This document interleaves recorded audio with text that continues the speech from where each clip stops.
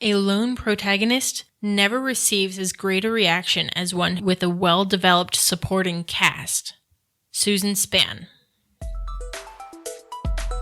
You're listening to Writing Roots, brought to you by Aspen House Publishing. Welcome to Writing Roots. I'm Lee Hull. And I'm Lee Esses. Our episode today is going to focus on the relationships between characters. This is an especially important one when structuring your book. How they relate to other people, what kinds of opinions they've developed are very important in the moment of writing these characters. It's also good to know what kind of relationships are in your character's backstory, because that will define and motivate a lot of who they are, especially starting with their very first family. Why do people need to consider this? You've seen a Disney movie before, right? The running joke is all of your Disney lead characters in the Disney classics, none of them have a mom. All of the moms in a lot of your kids' movies are dead. Sometimes the dad dies halfway through the movie. These are motivating factors to get your character to accomplish a goal, more often than not in the Disney realm. Sometimes you will never announce about your character's family because they've been disowned, or they disowned the family, and they moved to another town and it's not really relevant. Sometimes the brother gets dragged into the fight by the bad guy, and it's a motivator to go defeat the bad guy because they have to save the little brother. And sometimes it's Batman. You can't have Batman without two dead parents. When it comes to the parents, a character's personality will differ a lot of the time between whether their parents are still alive, whether they were adopted into a new family, or whether they were orphaned or lost a parent. Something also to consider is if your character was a parent, is a parent, was about to be a parent when the inciting action happened. Sometimes you will have the lonely mentor character who is gruff and mean on the outside, but is great with kids. That tells you something about that guy's relationship with children and something about their history if they were a parent. You also need to consider the siblings and what birth order is your character in? Is your character an only child, the oldest, middle, or youngest? I'm the youngest child, and I have a vastly different personality than my older siblings because I was young enough to watch all of their mistakes, but intelligent enough to see those mistakes and say, yeah, I'm not going to do that. That was dumb. Something else to consider in this category is if your character is adopted. I was adopted, and both my siblings are blood related to me. But the man who raised me, the guy I call my dad, we have no blood relation whatsoever. That changes our relationship, especially if he had had a blood child with my mom after adopting us. No matter how fantastic of a dad he was, that would still play into the family dynamic. You also need to consider how the extended family is involved. Is it a very tight-knit, large family? Do they know all of their cousins? Do they hang out with their cousins? Or is it kind of an isolated family? Was their parents an only child, so they don't have any close extended family? This is especially relevant if you're writing a murder mystery. So let's move on to relationships outside of family. Friends are the family that you choose. And it is good to know whether your character is an introvert or extrovert and how they interact with their friends. I'm an introvert. When I get into a funk, I tend to close down and not really talk to anyone, even my best friends. And a lot of the time in the past, that has led to failed friendships because they think I'm mad at them for some reason. And I'm like, no, I'm just need to be in my own little bubble for like a month. This also is fun to differentiate best friend characters. So I consider my sister one of my closest friends. She is an extrovert, I'm an introvert. She is the one who helps me get off the couch when I don't want to. Having that pocket extrovert to pull out to get you out of a funk is super helpful. It's also good to know whether the character has a lot of friends or a very few number of really close friends. in high school, I had a ton of friends. So I had my band friends, I had my general nerd friends, I had my theater friends, and I got along really well with all of them. And my sister, who was the extrovert, had a very small group of really close friends and a lot of periphery friends that she'd hang out with, but she wasn't really close with.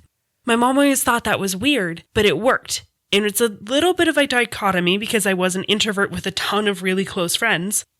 So that's something to consider with your characters. Do they have something in their life with their friendships that's a little bit not what you would expect? So all of these things to consider when considering the friendships that your character has. How close are they? How many do they have? Are they the introvert that relies on an extrovert to get out and do things? Do they have a sidekick? I kind of feel like I am the sidekick in most of my friendships. She's like, yep, I will be there. Whatever mischief we're going to get into, I can help you get out of it. Let's go have fun. But I'm rarely the one to go, hey guys, I'm throwing a party. Let's move on to kind of the last category of relationships, the romantic relationships. Things to consider. Is your character married? Are they in a long-term relationship? Are they single? Or are they widowed? And you can fall into single and widowed at the same time. That has more to do with romantic availability than it does to do with trauma in this case. It's the way your character approaches a potential mate. So if they're recently widowed, they likely aren't going to be categorizing themselves as single and available. Recently widowed people tend to still think of themselves as married or in a long-term relationship that they're dedicated to. That means that the dead spouse is a character in your book. They don't have dialogue, they don't have physical movements, but they have an influence on the scene, especially if the surviving spouse sees somebody that looks like them or catches a whiff of what would have been their perfume. That changes the dynamic of the scene. The dead character is still a character that influences the scene. In my own book, my character was widowed about a year before the event started, and a lot of her motivation is to get her dead husband back. And the villain's whole motivation for his whole life has been to get his dead wife back. So any romantic affiliation, whether they are seeking a relationship, whether they have a relationship, whether they used to have a relationship, any romantic status is a great motivator for your character. The relationships that people have with the other characters in the book matter for their interactions with them. And at this point, I'm going to bring in rank and file. Because some of my characters are military, this is very important to some of my characters more than others. But who's in charge in the situation? Who's in charge when that person's not in the situation? How do they address the people giving them orders? If they're military, they might just go, yes, sir, salute, do the job, whether or not they agree with the end game for their orders. Other people might go, whoa, wait a second, I'm not going to obey until you at least explain this to me. How they address each other in their relationships is an important tool in defining your character. Some of your characters might have been raised in the South, so whomever they're addressing, it's going to be sir or ma'am every time. If they're calling each other by their last names, then their relationship was likely either like police or military kind of environment, where you're calling people officer last name or private last name. And with familiarity, that'll get shortened to just the last name. This also happens with kids, high schoolers, and their teachers. And do your characters call each other by nicknames? Are they familiar enough with each other to call you Ray Ray? Often, this is a sign of some of the most intimate relationships, is if you call them a condescending nickname. I will call my brother Shorty, just as a reminder that he was once upon a time shorter than me, completely out of affection. The best way that you can write realistic relationships in your books is to look at the real relationships around you. Go people watching. See how people interact with each other. Are they siblings that, shove each other around and play wrestle? Or are they siblings that aren't quite as familiar with each other? Because I have such a big age gap between my oldest siblings and me, our relationship is a little bit more formal. And your character will not behave the same way around different people. Your character might try to make it sound like his brother farted, but would never do that to his boss. These are things to consider when you're creating your characters and putting them in a scene, is who else is in the scene and how they know your main character. Look at what their parental family upbringing was like, and how does that affect how they interact now.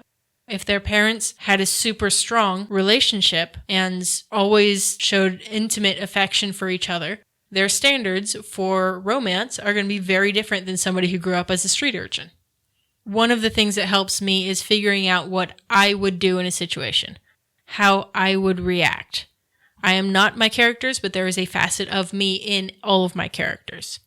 Tap into that.